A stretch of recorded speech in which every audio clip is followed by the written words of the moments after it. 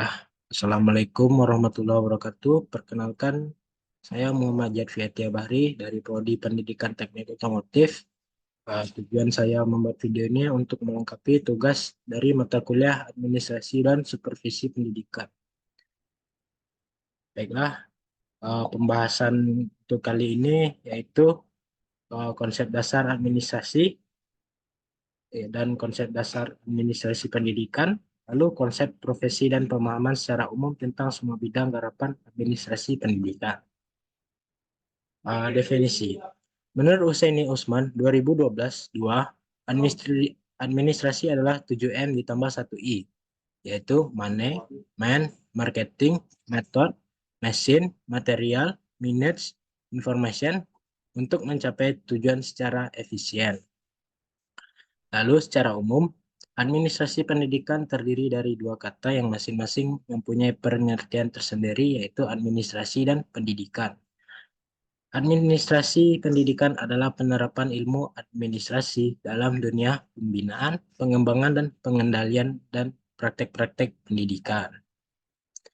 Nah, di sini bisa kita lihat perbedaan dan persamaan antara manajemen dan administrasi, di mana kesamaannya yaitu sama-sama untuk mengatur dan mengurus, berperan penting dalam menjalankan dan mengelola sebuah organisasi, dan keduanya melibatkan proses perencanaan, pengorganisasian, pengarahan, dan pengendalian. Nah, perbedaannya yaitu berdasarkan perannya, administrasi berperan sebagai penentu, sedangkan manajemen berperan sebagai pelaksana. Berdasarkan kewenangannya, administrasi berwenang pada level atas, sedangkan manajemen berperan pada level menengah ke bawah. Berdasarkan keputusan, administrasi mengambil semua keputusan penting dari organisasi, sedangkan manajemen membuat keputusan di bawah batas yang ditetapkan oleh administrasi. Nah, administrasi merupakan sesuatu yang tidak profit atau non-profit, sedangkan manajemen mengejar sebuah profit. Tujuan dan manfaat administrasi pendidikan. Tujuan dan manfaat yaitu terwujudnya PBM atau proses belajar mengajar yang pakem.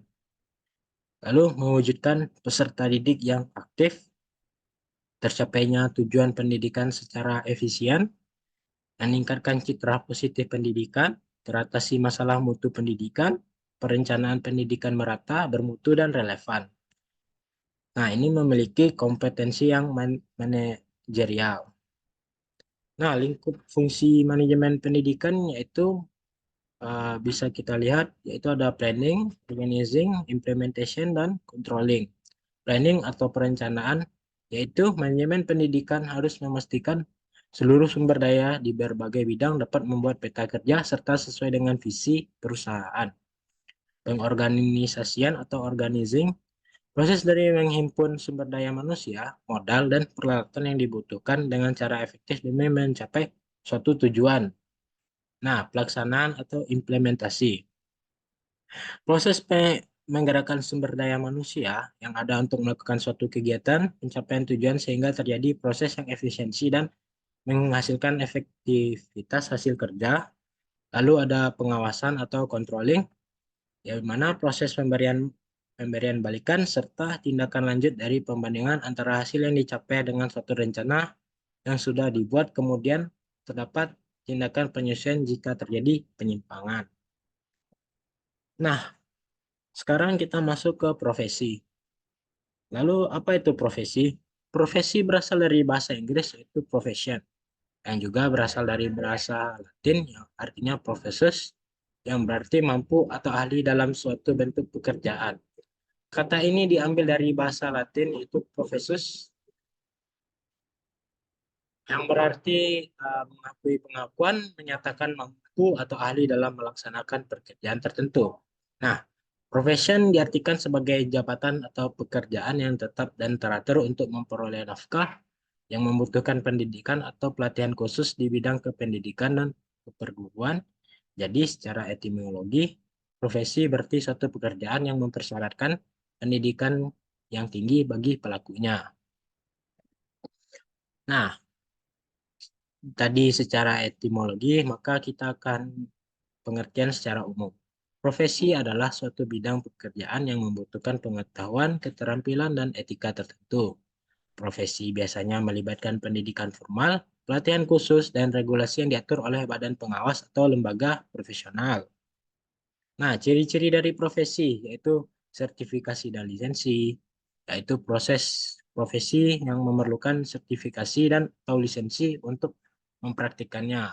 Contohnya, guru itu memiliki sertifikasi dan lisensi, atau instruktur dari pengemudi itu harus memiliki sertifikasi dan lisensi.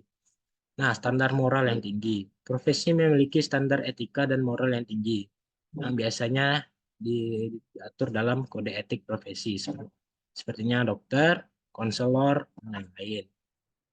Keahlian khusus. Biasanya profesi memerlukan pengetahuan dan keterampilan khusus, biasanya diperoleh melalui pendidikan atau pelatihan formal, seperti mekanik, eh, manajer, manajer yang ada di hotel misalnya. Nah, kita terdapat istilah yaitu profesional, profesionalisme, dan profesionalitas. Di mana profesional menurut Kamus Besar Bahasa Indonesia atau KBBI, profesional berarti bersangkut dengan profesi yang membutuhkan kepandaian khusus untuk menjalankannya. Profesional juga merujuk kepada orang-orang yang memiliki profesi atau pekerjaan dengan keahlian khusus, serta melakukan pekerjaannya dengan standar tinggi dan nilai moral yang baik. Sedangkan profesionalisme adalah mengacu pada sikap mental dalam bentuk komitmen dari para anggota suatu profesi untuk senantiasa mewujudkan dan meningkatkan kualitas keprofesionalannya.